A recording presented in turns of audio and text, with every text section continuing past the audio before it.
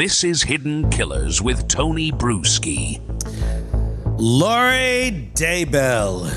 We are, at least as of this recording, the trial is scheduled. It is scheduled for roughly, if you're watching this right now, depending if you're getting this in advance, about a week, or if you're watching it as it airs, less than a week before jury selection begins in the trial of Vallow Daybell in Arizona. We're going to go through her last court hearing here today on the program and kind of break it down, kind of go through and show you another preview. This is Lori beyond what the Keith Morrison interview was on Dateline. This is new material, fresh new music for your workday, if you will. New music, number one for today's crazy people. True God today. And the Hidden Killers podcast. New crazy. Crazy. Yeah, that's, so that's what we're going to go through because, it's completely nuts. But it'll give you a little better idea of how well prepped she is for her upcoming trial. Or not. Right. And may make you, I don't know. Here's the deal. We have two big trials that are supposedly going to start in about a week. I don't know if either of them are going to start in a week. As of this recording, again, at the time you're hearing this, it may already be pushed back because I think the Karen Reed case has a lot of issues, and I think this case has a lot of competency issues but they seem ready to let her go and at least put her out there on the stage and let her crash and burn if that's what's going to happen. So here we go, Stacey. Let's jump into the Vallow Daybell trial. I'm going to put my glasses on so I can see these timestamps because I'm blind now. 6:40 is where we're going to start this. We're going to pretty much play this through. I mean, I'm going to fast forward any parts that are kind of slower. But this part going forward is where we start to get to some significance here in the hearing. So buckle up, Buttercup, because this is Lori Vallow in her rawest form. Let's take a look. All right, let's take a look here. Let me ask the state, you have 21 witnesses listed. I need to look at the defense witnesses that were listed. And we're after jury selection. I recognize jury selection could take longer than the initial week that I've set forth, but from April 7th to May 15th, the current screening, that is 20 full days of trial and 2 half days, so essentially 21 days of trial. Do you really think we need to screen that far out? I know you're being overly cautious. I think, especially given that I'm not positive we'll pick a jury in that first week, I think we should, Your Honor. All right. Defense have any comment on how we're screened through May 15th? I think it's plenty of time, Your Honor, myself. Now, here's the deal. There's a huge witness list, and they have to figure out and go through this thing. And then also deem if these witnesses are even admissible into court. So that's what they're talking about right now. Because you can't just have random people coming up as witnesses, especially if your defendant is also an attorney, and she's not mentally stable. You might get interesting folks. You might get like the Domino's pizza driver that has nothing to do with this, that, she ordered a pizza from when she was 17 because somehow, she had a spiritual connection. So you're going to get crazy shit like that. So that's where they need to screen this. And the thing is, you're going to have to figure out where these people are, how to get in contact with anybody that you're listing as a potential witness, notify them that they're going to be called as a potential witness so they can be prepared to come into court if they're summoned to do so. And the court also has to determine again, are they something that needs to be in here? Does the court approve them as being representative of something in your case that this would be significant to? relates, basically, to put it as lightly as you can. And that's what they're concerned with Lori. So know that going into this next section of what we're about to listen to, if you're listening on the podcast, if you're watching us on YouTube. And let me just give the reminder right now, while we're all here together in a big circle holding hands, watching and waiting for Lori Daybell to say more crazy stuff, press subscribe. If you're new to the show, if you're new to the podcast, press subscribe wherever it is you're downloading so you don't miss any of our content. We put out tons of stuff every single week. It's an insane amount, really. I dream about this stuff at night, and I need to find a way not to. Yeah. But do we have a popcorn sponsor? We should. I mean, I realize that people are deceased, and I'm not making light of that in any way. I'm making light of her, and that's where the popcorn suggestion comes from. I have popcorn next to me. I have a popcorn machine right beyond this wall. It's in the room right across from me, which is a theater. And it's one of the old-fashioned popcorn, deals. And I really, when this gets going, because I think there's going to be some days during the Lori Vallow trial that we're going to go live and actually run the trial with live commentary on this. I'm going to make popcorn those days. I think we need to get a popcorn sponsor too. I just do, because this, I think, and we've made this prediction before, that we think this trial is going to go quickly because it's just going to circle the drain so fast. Yeah. With her being her own attorney.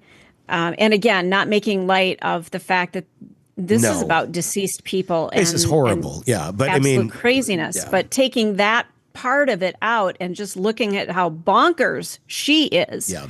We need snacks. All you can do is laugh at this point. I mean, even the family members, even Colby, who's the brother of the deceased children, he's like, all you can do is laugh because it's so absurd. I mean, it's just so painful. It is utterly, utterly absurd. So, yeah, I mean, no one's trying to make light of any of this. We're just trying to put some levity into a very dark situation while reporting the news to you on it. And that's, I don't know, I think that's what kind of makes us a little different over here, is it's not just straight dark.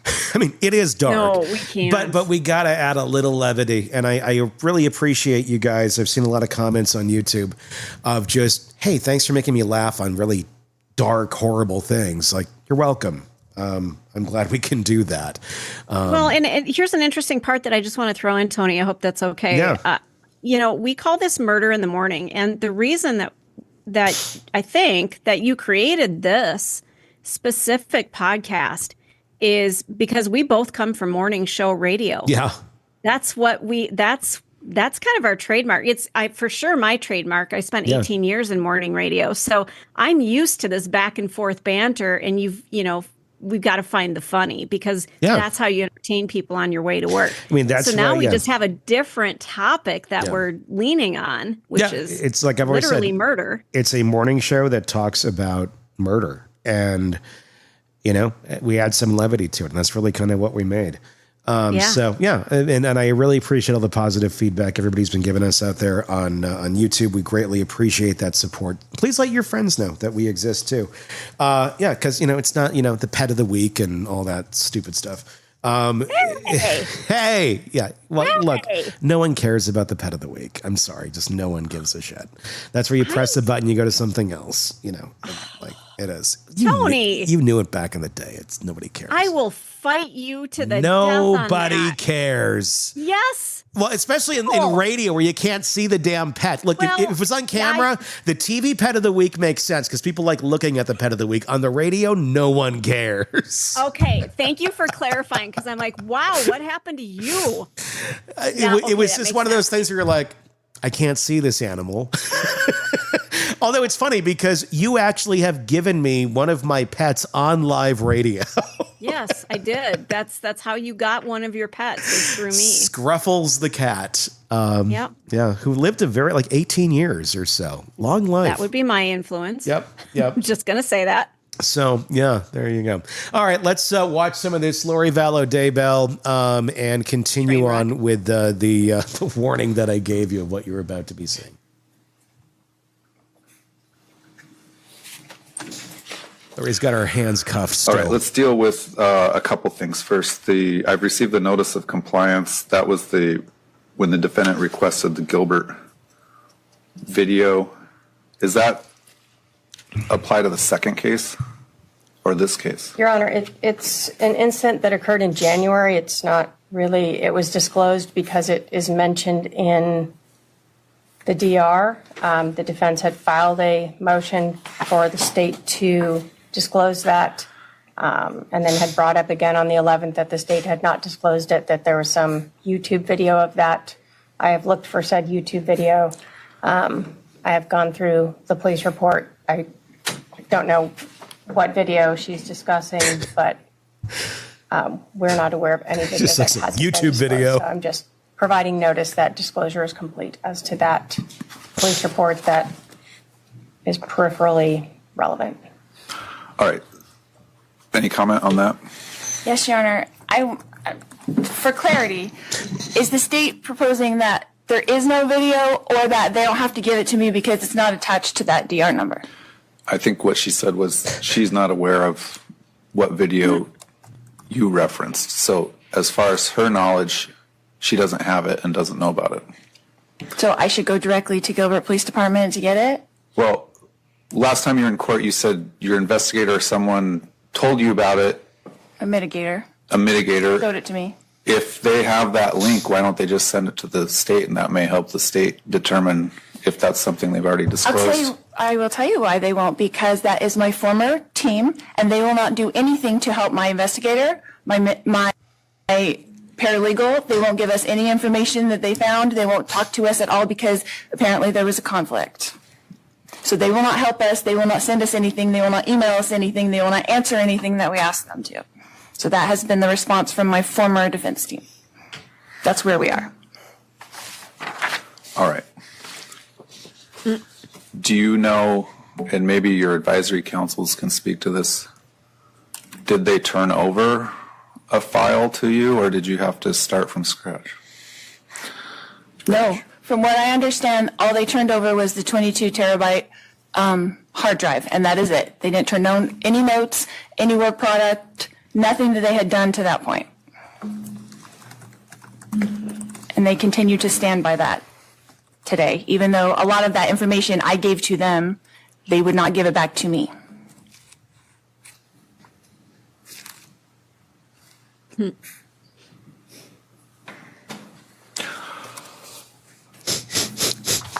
All right. I'm going to make an order, and it'll be in the minute entry that they turn over a copy of their entire file, including any mitigation information that was gathered, to the advisory council. To makes Hicks, you look like you want to say something. Yeah, and here we go. I don't know. You already have it.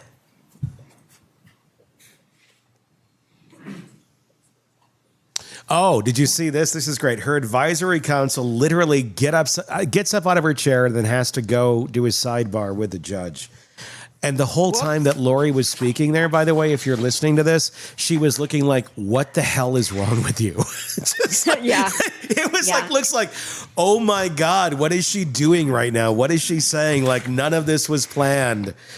And her advisory council can't make decisions, but they can help kind of guide her a bit. And now she's back. So I'll do a more detailed order about.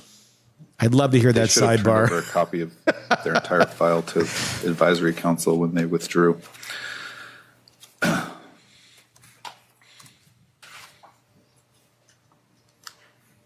So the judge is trying to figure out where to go next here. At first, I thought the advisory council actually walked out because she looked so like, That's I'm what done. It looked like. Yep. At first, I thought she like just dropped the mic and left. It's like I can't do this. This is enough. This is good. I'm done. There's nothing more I can do on this. God, I do not envy her, but she'll have a great book deal at the end, I'm sure. God. She could probably quit law and just take the earnings off of the book of what I learned from Lori Vallow Daybell. Unless, though I do wonder if that's still covered by like attorney-client privilege after the fact, being an advisor to this, or if that all kind of goes out I don't know, because she's state appointed. I don't know what the answer to that is. I'm going to have to ask Bob that. Oh, she's up again. She's up again. She's got to go do a sidebar to the judge because she can't say this stuff out loud because she knows it's going to affect Lori. She's getting her steps in today. I hope she's got some sort of tracker on her wrist. Well, and here's what my other favorite part of this is. Lori is sitting there laughing and ucking up with her investigator, quote unquote, who they got seated there early on. And we didn't even show that part because it was just, can my investigator come sit next to me? And like, yeah, pull up a chair. Can you imagine being Lori Vallow's investigator? No. I mean, what are you investigating? What are you looking up? I mean, what are you, other than like, and I'm curious, is the investigator state appointed? Is there budget for this that she was given by the state for an investigator? And so it's kind of like a cattle call you throw out there of like, hey, we're looking for this type of person. Normally you don't do a cattle call. If you had a real attorney, they'd have real investigators that would be like, here's who we go to for these sort of jobs. Let's take a listen to the judge. Read the defendant's disclosures that were filed March 6th and March 12th, as well as the state's motion to preclude. Let me start. Have you received any response from the defense, anyone from the defense team since you filed this on March 16th? Your Honor, last night at 10:30 or so, defendant's investigator sent over a list of the addresses of the witnesses. I did speak with him this morning. I still am unclear if defense will be setting up those interviews or if they will be providing phone numbers to the state to set them up ourselves. As for the expert, again, last night at like 10:30 at night, defense investigator emailed the state and indicated that the defense expert would need to or wanted to obtain the physical laptops and cell phones that the police had impounded so that he could then review them, do his own sub-right or extractions. So obviously the expert hasn't even begun work, let alone they've also requested all impounded items from law enforcement. I'm unclear if they're asking for ones that were impounded in Idaho as part of their investigation or just the ones here. The statements from the investigator appears to be all of them, which would mean the state would have to request Idaho to send those to the investigator.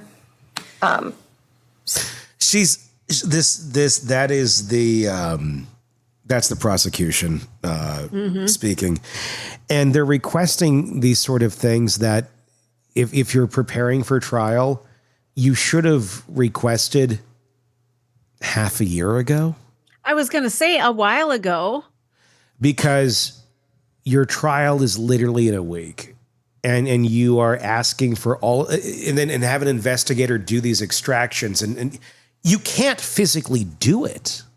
No. It's not possible. But in Lori Vallow's magical thinking, totally possible. And God knows what I'm not trying to brag on this investigator. He's just doing his job. Like, this is what she wants. And, that's the client. As absurd as all these requests sound, it is what it is. And it's insanely absurd. And this next area we're going to listen to, the judge is really going to point out how absurd all this is, how the timing is virtually impossible. Really going above and beyond to try and spell it out to Lori Vallow Daybell. Do you want more time? Like almost offering it up on a platter. Like, okay, giving her the grace of you're your own attorney. You don't know these things, I guess, or you just didn't pay attention or whatever.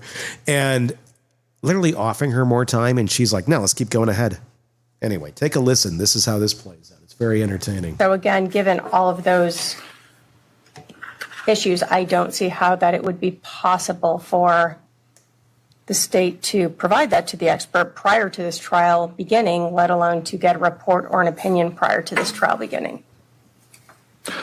All right, let's set aside Dworkin for the time being. So you're, well, let me ask the investigator. What's your name, sir? Jeff. Jeff what? White.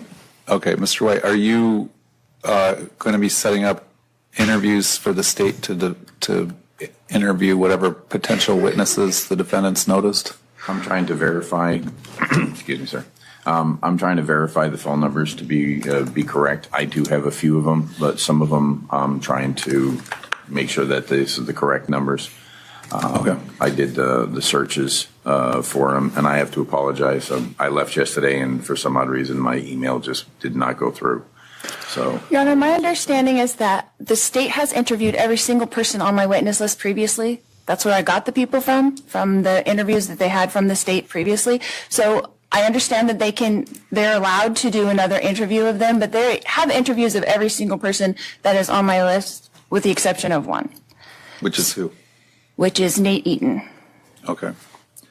When you say the state's done interview, do you mean police or the... She's trying to call Nate Eaton as a excuse witness. Nate. Why? From East Idaho Investigates. He's been covering the case. Like, what are you going to ask Nate? Hey, Nate wasn't involved in any of this. He just reported on it. What does she think she's going to get? What did you think of my bikini when you found us at the pool in Hawaii and started questioning us about where our children? Did they look perky or did they? Like, I'm like, what the fuck is she going to ask? What are you going to ask Nate Eaton? I mean, yeah. The only thing I can think of on that, and I don't think she's bright enough on it, is if you call Nate as a witness, then he's not eligible to be in the courtroom during the trial. Oh, that's an interesting. At least until after his testimony. You don't think she's smart enough to be strategizing? No, I think she literally thinks she's going to find something in Nate's testimony that's going to benefit her. I think in her mind, she's going to she has some questions she's going to throw at him, and it's just going to be, see, look, this proves it's a conspiracy. Like, there's something in her mind that she has conjured up. No, I do not think it's that at all. Wow. Yeah, I want to know from Nate. I've chatted with him before on I call it Twitter. I don't call it X, but okay, whatever. I'd love to know what he thought when his name came up. Like, what? Excuse me? But what? Call Keith Morrison too. I'd love to see Keith come on the stand. Well, you know what? She can't just go down a list of. No, and this is why this is happening right now. Yeah. Where they can list what they want, but the court has to approve what's going to go through. And if there's, I'd like Dan Rather. And if there's no viable reason for calling some of these people, the court's not going to say, "Oh yeah, you can put them on the list." So it's an attempt. It doesn't mean it's going to work. But I don't think most of the things she's asked for have been shot down. But I don't think it's even an attempt. So I don't think she knows what the hell she's doing. So I don't think it's an attempt to shut Nate up from being. And at the end of the day, it's going to be broadcast. So being physically in there, yeah, you do get a couple more perks. You do see some stuff that the cameras are not going to see. So I can't say that you certainly don't have a one-up if you're in the courtroom. You do. But this being broadcast, it's not as significant as it would be if it wasn't. So...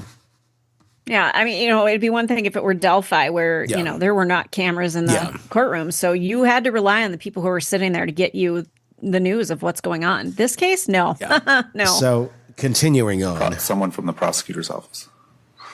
In discovery, I have interviews with police on every single one of the witnesses that are on my list. Okay.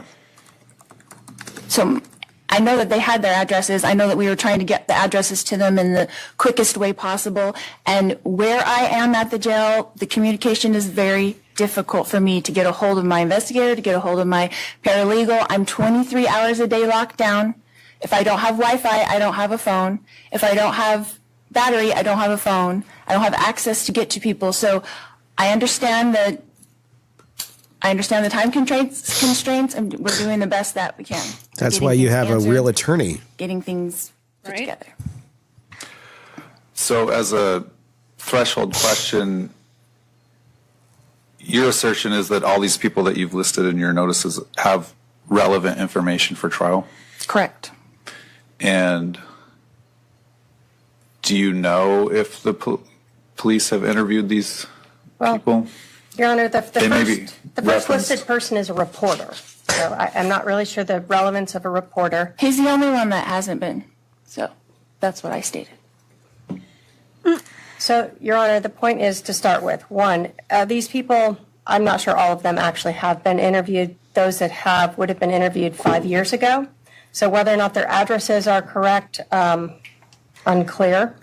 It's not the state's responsibility for the defendant to do the defendant's work and find these people. I have an absolute right to do interviews just as the defendant does. So in terms of the witnesses, I think that most of them, as best I can guess, would be character evidence, which would be improper under 405. So depending on what they say, then I need to file motions to preclude or motions in limine for any or all of these witnesses. All right, so it's premature to address these today. The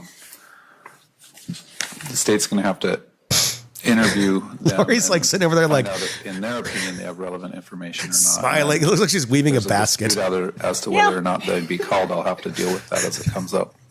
But if they're unable to be located or interviewed, obviously they won't be called at trial.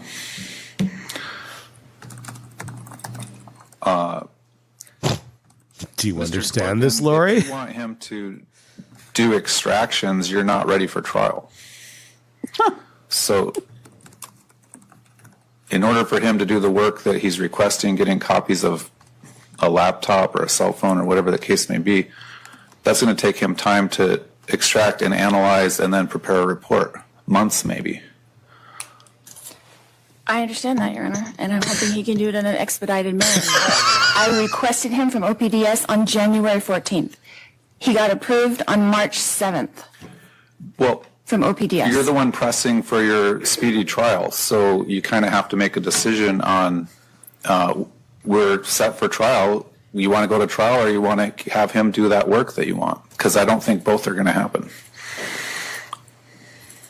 Even if he got the laptops today, generally those types of things can take weeks, even months to analyze and prepare a report on.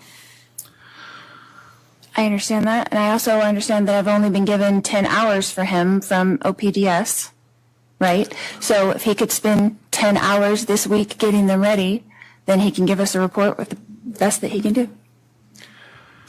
Well, the report's already late, technically, but if it were allowed, first of all, it's going to take time to coordinate him getting the. Let's start here. Specifically, what are you requesting? Because the state wasn't clear whether you were requesting items here impounded by a particular police department or items that may be impounded in Idaho. Well, I'm sure that my investigator would like to have all of those things done, and I realize that we're on a time constraint, and I would be only concerned with one item, which is at Chandler Police Department, which was Charles, my husband's phone, Charles Vallow's phone.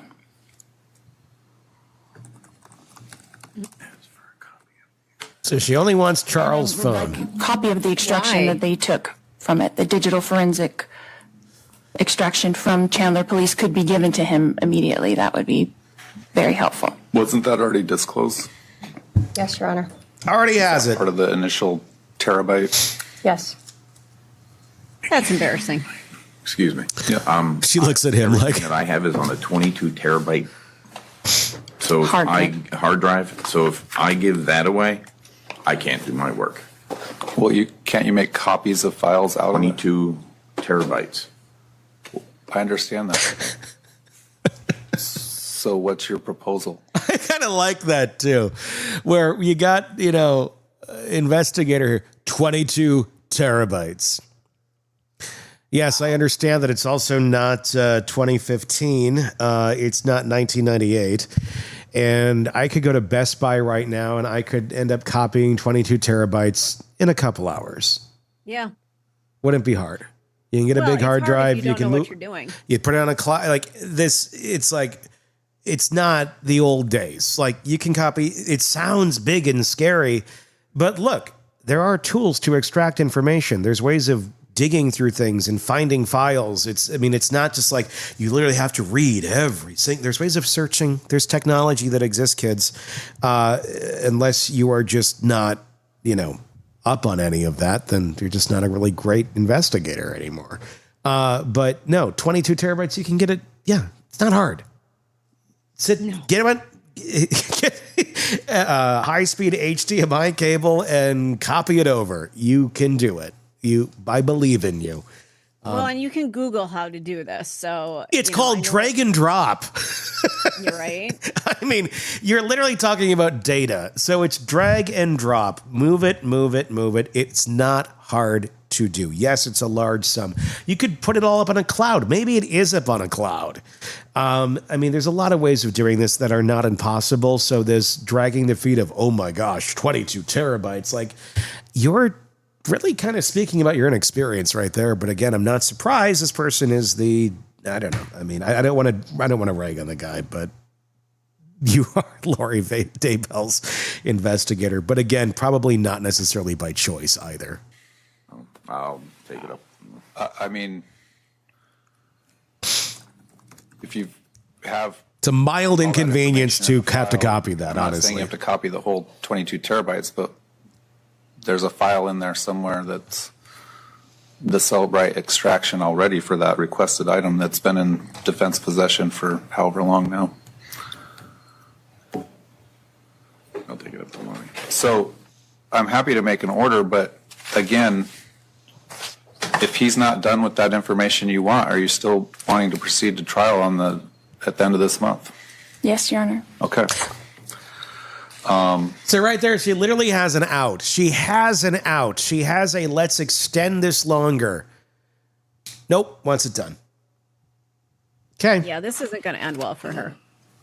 Your Honor, I would ask leave that depending on what Mr. Dworkin says, that would put It this... could still be precluded because depending on what his opinion is, first of all, it's late under the rules of evidence and rules of disclosure.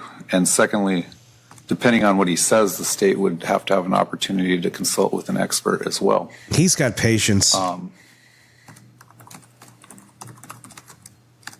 So even if he got something done, it could still be precluded, but I'll give him the opportunity to do whatever it is that you think he needs to do to analyze that. But that information's been in defense possession for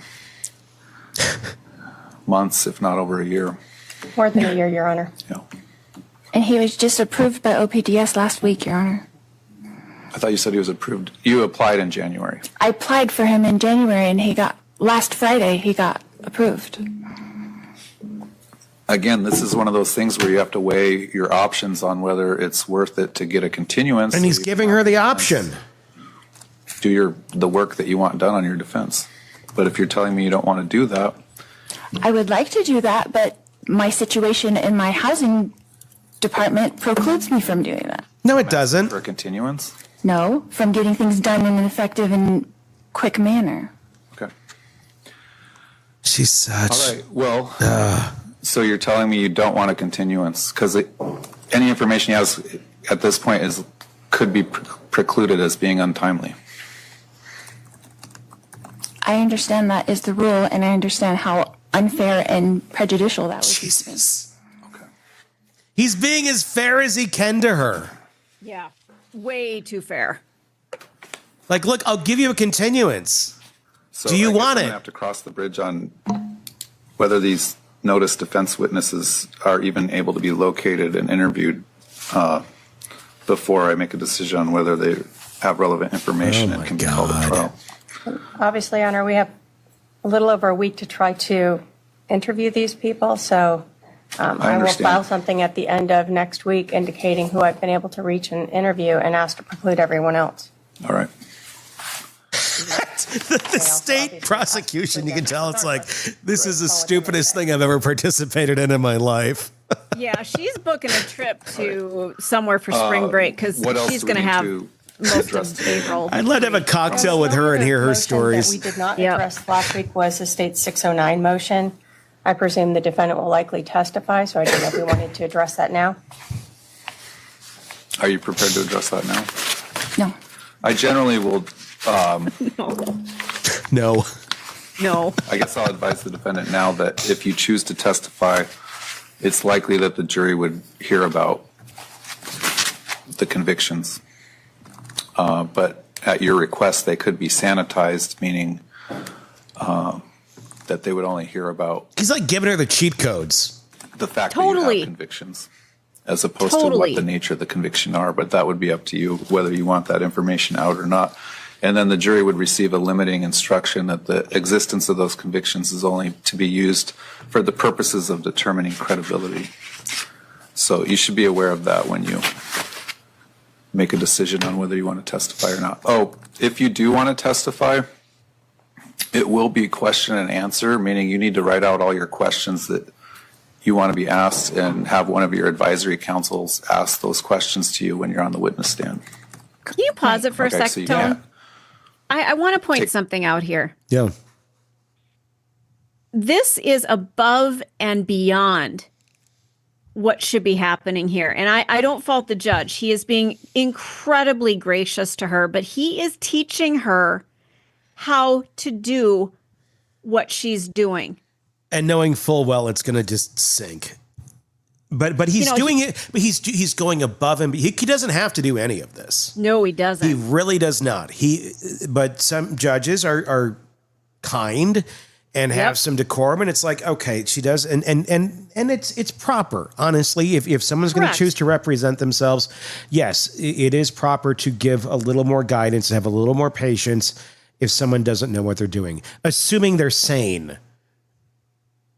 This is not a sane person. This is not a person who's not grounded in reality, but he's trying to treat her like she is as best as he can without completely rolling her eyes and throwing the gavel across the room to her forehead. He's doing a great job. It's just, it's almost like he's teaching a law class here. It'd be great if he could have shots on the stand. He's just up there like, what's that, Laura? You know what? Okay, hang on. Yeah. Another one right now. Woo! Every time she gets snotty to me, I slam a shot. At the time, you sure you don't want it? That'd be really good for you, Lori. Whoa. It'd be really good if you just took a continuance, because I want to go on a vacation too. He's like spoon feeding it to her, like wink, wink. This is what you can do. Yep. This is what you should do. Oh, you're not going to do it? Okay. My housing situation precludes me from what? From having a continuance? No, from doing the research. Well, it's not what he's talking about, you dipshit. Oh, God. Wow. Again, this is why I think states like, I know this is not Idaho, Arizona, New Mexico, and any state that still has this area where there's not a insanity defense. It needs to be looked at. The bar needs to be looked at. Because this is not a competent human being. Mm-mm. It is simply not. She's not playing. I know people still think she's playing. I don't. She's nuts. Her brain is not firing correctly. This is a broken person. And at this point, it's almost like a circus. And we're just like poking the monkey that's disabled and mentally challenged. Yeah. And going, you did this horrible stuff. You lit the kids on fire. Let's keep poking you with sticks. It's like, let's not. Let's kind of find some peace somewhere else in life, put this person in a facility where they're not going to do harm to other people or themselves. And it's horrible. And everyone would love to see her suffer for the horrible things that she did. And locking her away forever is pretty good. That's suffering. I'm good with that. No chance of parole. Maybe, I'm fine with prison, whatever it may be, but what are we doing? She's already locked away forever. What are we doing at this point? What are we doing? I don't know.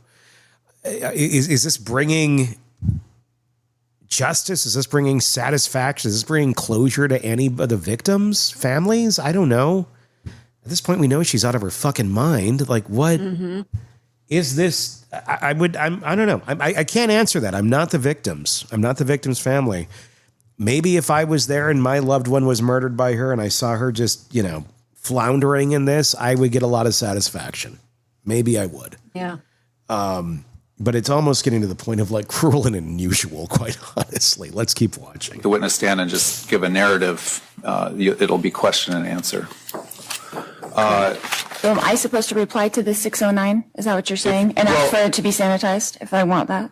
We can talk about that when we actually have a 609 hearing. But, sanitize. You probably thinks Lysol. Yeah, you can make that request orally. You don't have to do a written response.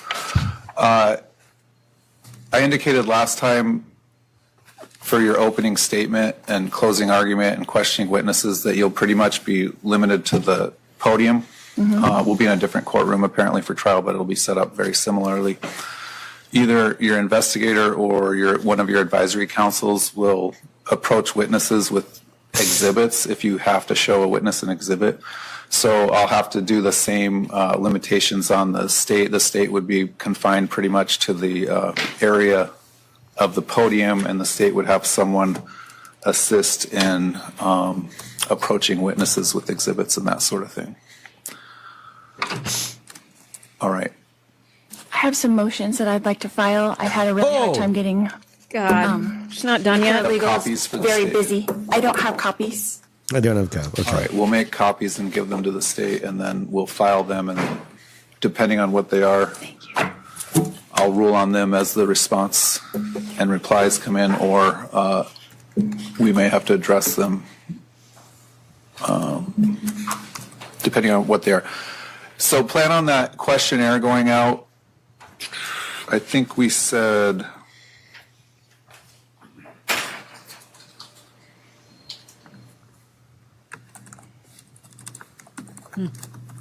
I think we said next Thursday, the 20th, will be sent out to potential jurors for the first batch of jurors, and then the responses would be cut off on the 26th. Judges.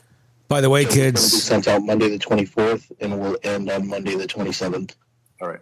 as this is airing, that's today. On the 31st to go over those remote responses. So that'll be the 31st at 10:30 a.m. Then again, I'll just reiterate on April 1.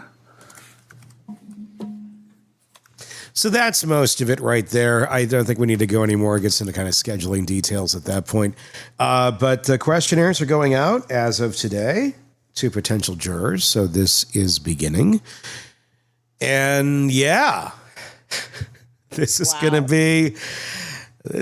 be a scene. Buckle up.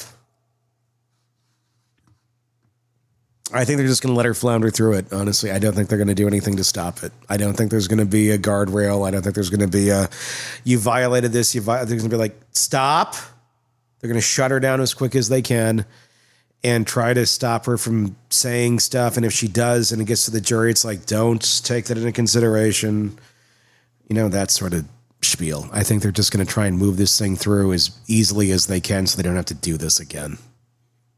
Because I don't see any appellate court ever looking at anything here going, oh, yes, you should have a second chance. Mm-mm. No, I don't see that happening. I feel like it's the motions. Yeah. They need to do all of this so that they can say, yeah, we did it. We gave her a fair shake. But she's already circling the drain. I mean, this is just, she has no idea what's going on. And she's about to walk into the lion's den. You don't screw around in a court of law. That's why lawyers exist. That's why you pay them what you pay them.